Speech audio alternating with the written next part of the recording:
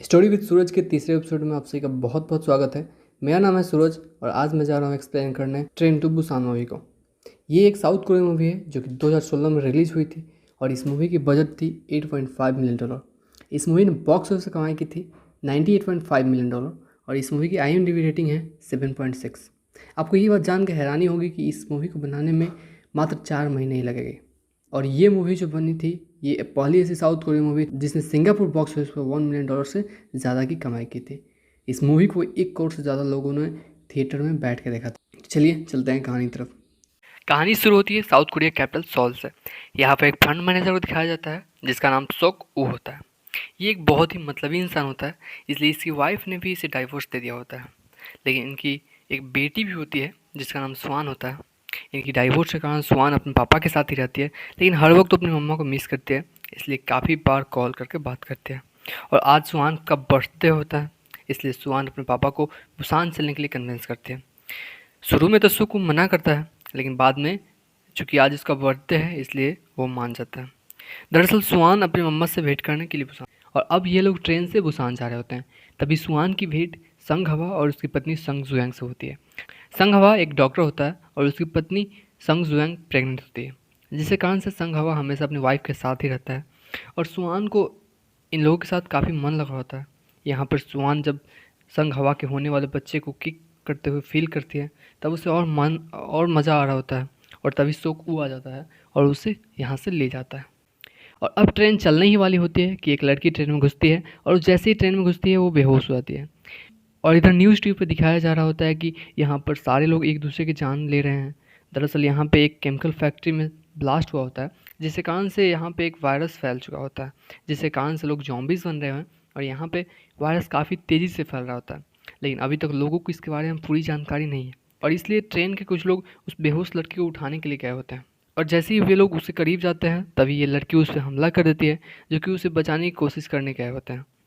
दरअसल ये लड़की भी किसी जॉम्बीज़ के कांटेक्ट में आई होती है, जिसके कारण से अब ये भी जॉम्बी बन गई होती है और अब ये चारों तरफ हमला करने लगती है। जिधर भी इंसान देख रही है उसी तरफ हमला कर रही होती है और देखते ही देखते ट्रेन के आधे से अधिक लोग जॉम्बीज बन जाते हैं, जिसके कारण से बचे हुए लोग ट्रेन के एक बोगी में शिफ्ट हो जाते हैं।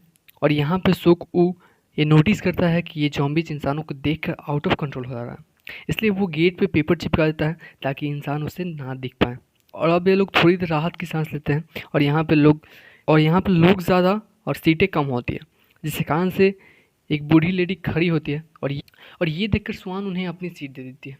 तब सोक उसे समझाने लगता है कि ऐसे हालात में सीट कितनी इंपॉर्टेंट है और इस बात पर स्वान बोलती है कि उन्हें देखकर मुझे दादी की याद आ गई और इसलिए मैंने उन्हें सीट दे दी। और तभी टेलीविज़न पे साउथ कोरिया के लीडर इस वायरस के बारे में खुलासा करते हैं और साथ ही निवेदन करते हैं कि यहाँ पे जो भी लोग सेफ़ हैं, जो भी लोग बचे हुए हैं, वो सारे के सारे लोग संभल के रहें, अपने घरों में ही रहें।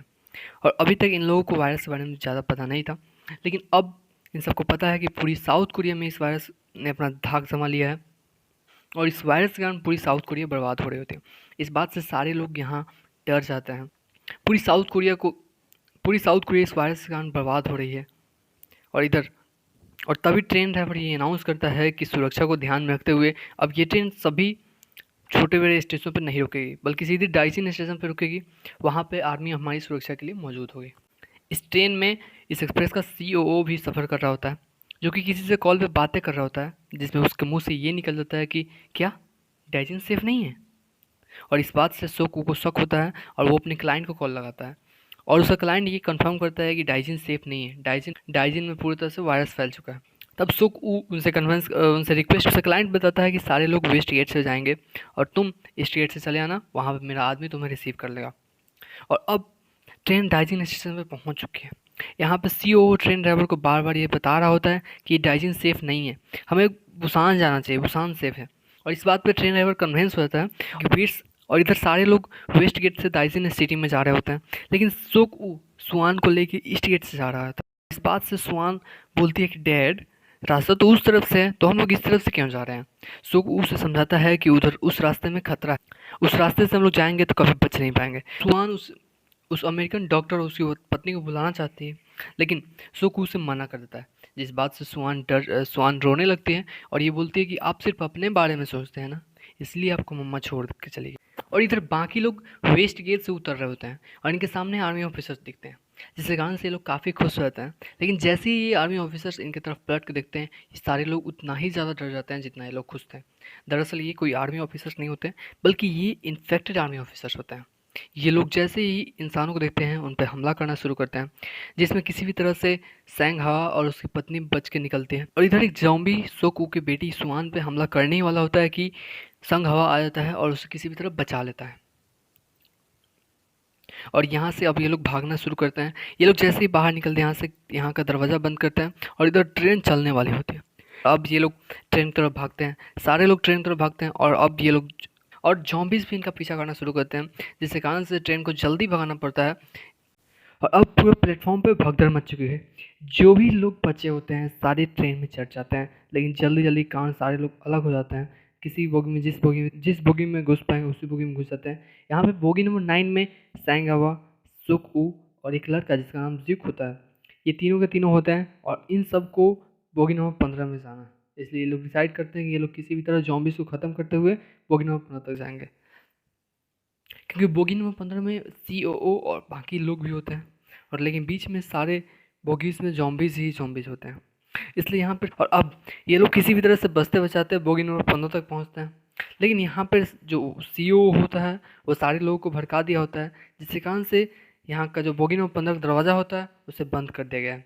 ये लोग जब तक दरवाज़ा तोड़ते हैं तब तक काफ़ी देर हो चुकी है और यहाँ पे सैंग हवा और एक बूढ़ी औरत जो कि उनके साथ ही थी, ये वही बूढ़ी औरत थी जिसे स्वान ने इन्फेक्टेड हो गया सीट होता दी थी बैठने के लिए।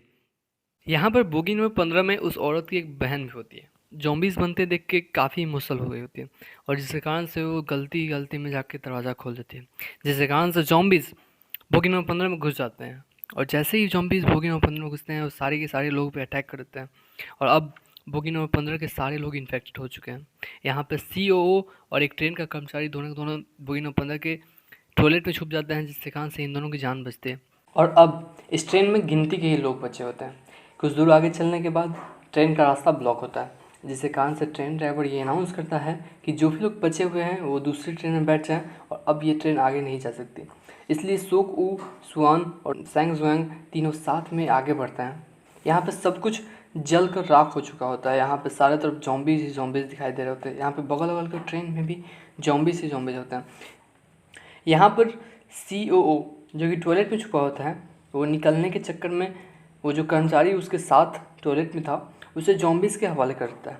लेकिन जॉम्बीज उसका पीछा अब भी नहीं छोड़ते और यहाँ पर CO ज्यूक और उसकी दोस्त की तरफ जाता है, जिसके कारण से वो तो बच जाता है, लेकिन अब ये दोनों जॉम्बीज बन जाते हैं। COO जैसे ही ट्रेन के पास पहुंचता है उसका एक पैर पटरियों के बीच में फंस जाता है और जॉम्बीज भी उसके नज़दीक आ रहे होते हैं। ट्रेन ड्राइवर ये देख लेता है और उसे बचाने के लिए आता है, लेकिन COO अपनी जान बचाने के लिए ट्रेन ड्राइवर को इन जॉम्बीज के बीच में छोड़ देता है और खुद ट्रेन पे जाके बैठ जाता है। हालांकि इसके बीच में वो भी इन्फेक्टेड हो गया होता है, लेकिन फिर भी यहाँ पे वो अपनी दरिंदगी का एक और उदाहरण दिया।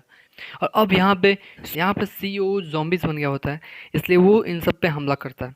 हालांकि सोकू उसे किसी भी तरह से ट्रेन से नीचे फेंक देता है, लेकिन इस झपट में वो भी इन्फेक्टेड हो गया होता है। और अब सोकू जुआंग को ट्रेन कैसे हैंडल करते हैं ये बता के ट्रेन से खुद नीचे उतर जाता है। हालांकि वो मतलबी इंसान होता है, लेकिन इस सफ़र में वो पूरी तरह से बदल गया होता है।